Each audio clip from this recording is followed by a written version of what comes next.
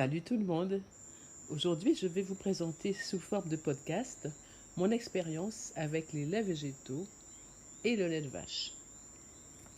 Déjà, je ne devrais pas utiliser l'appellation lait au profit de jus ou boissons car l'Union européenne interdit d'appeler ces boissons du lait.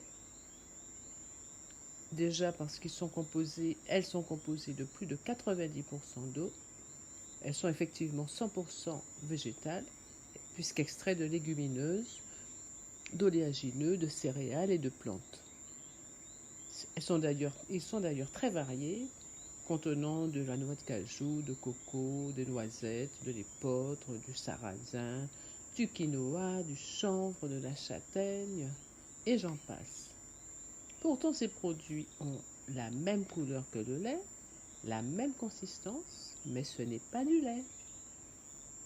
Ça demeure une bonne alternative au lait de vache pour les intolérants au lactose et à la caséine, la protéine du lait, pour les végétariens et surtout pour ceux qui, comme moi, n'aiment pas le lait de vache. Je vais d'ailleurs vous faire part de mon expérience personnelle avec le lait de vache. Effectivement, je n'ai jamais apprécié le lait de vache. Je me suis forcée à en boire pour l'apport en calcium qu'il était censé représenter. Suite à des problèmes digestifs, j'ai décidé de remplacer le lait de vache et ses dérivés par des laits végétaux, ce qui a d'ailleurs résolu mes soucis. J'étais comme vous-même victime du matraquage marketing publicitaire, effectivement du lobby du lait.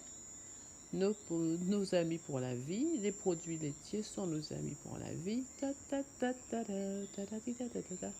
Résultat sur moi, ostéoporose, problèmes digestifs, ballonnement, brûlure d'estomac, arthrose, j'ai également eu des troubles du sommeil.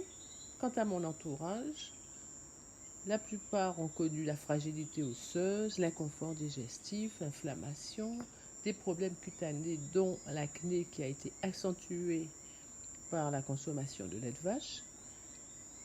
J'ai quand même fait des recherches et écouté certains professionnels de santé qui disent que le lait de vache peut engendrer une intolérance au lactose, des maladies auto-immunes, des cancers, du cholestérol, des troubles gastro-intestinaux, des allergies diverses, des maladies respiratoires et oculaires, l'arthrite rhumatoïde et les rhumatismes, et surtout aggrave la consommation excessive, bien entendu, de lait de vache, aggraverait les autres maladies, la migraine, l'autisme et le diabète de type 1.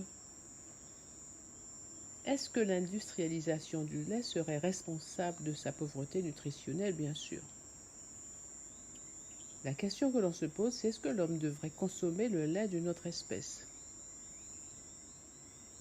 En conclusion, j'ai fait le choix en conscience de consommer des laits végétaux. Je vais quand même vous présenter les avantages et inconvénients des deux. On va faire un petit tour d'horizon des différents laits les plus utilisés. Le lait de soja, c'est le pionnier, le plus connu, mais il faut toujours éviter en excès. Faites attention aux phytohormones et aux isoflavones de soja, qui sont des œstrogènes. Très délicat pour les gens qui souffrent d'hypothyroïdie, pour les femmes enceintes et pour tous ceux qui ont des problèmes hormonaux. Vérifiez également qu'il soit sans OGM, sinon, en plus de ces petits inconvénients précités, il y a l'apport en pesticides dont on pourrait bien se passer. Il existe aussi une polémique disant que le lait de soja peut avoir des perturbateurs endocriniens. Ça reste quand même le plus proche du lait de vache demi-écrémé par rapport aux qualités nutritionnelles, puisque le lait de soja apporte des protéines, des vitamines, des minéraux. En plus, il est pauvre en glucides et en mauvaise graisse.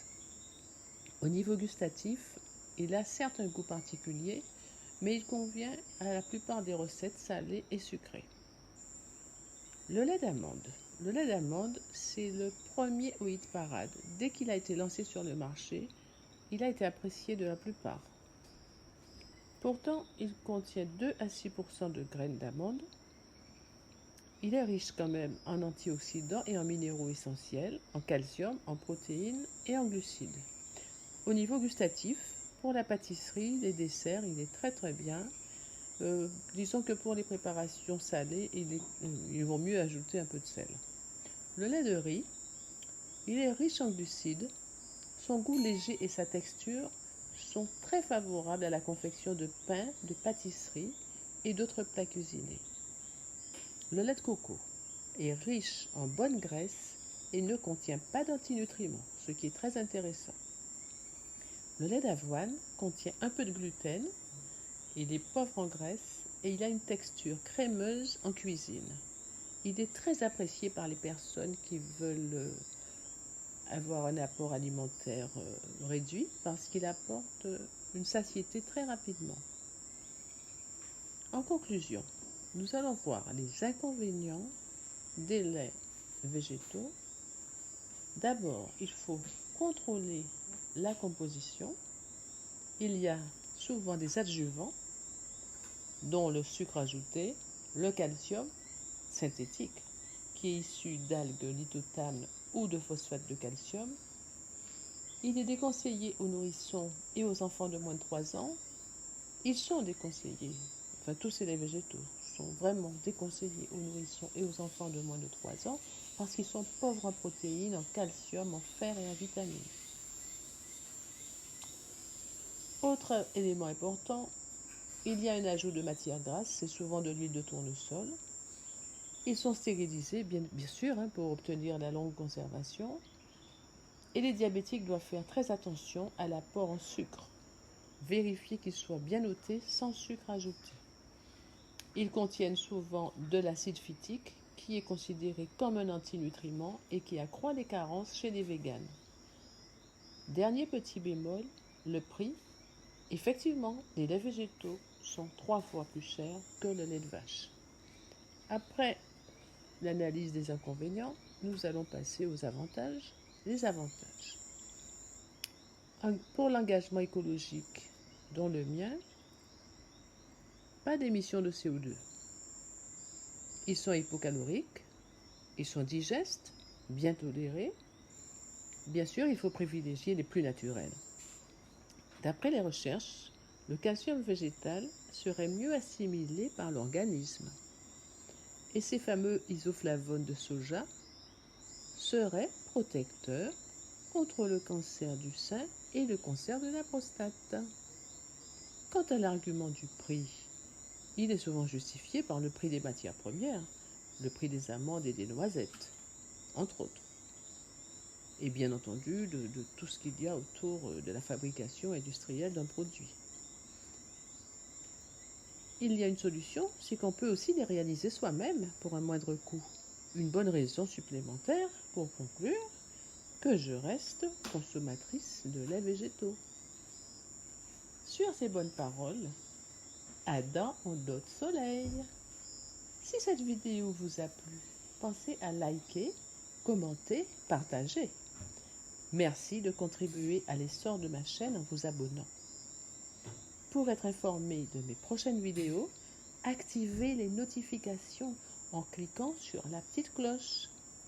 Rappel de mes réseaux sociaux, Facebook, Lady Tan, Instagram, Lady Tan 971 et maintenant TikTok, Lady Tan 971. Ciao, ciao!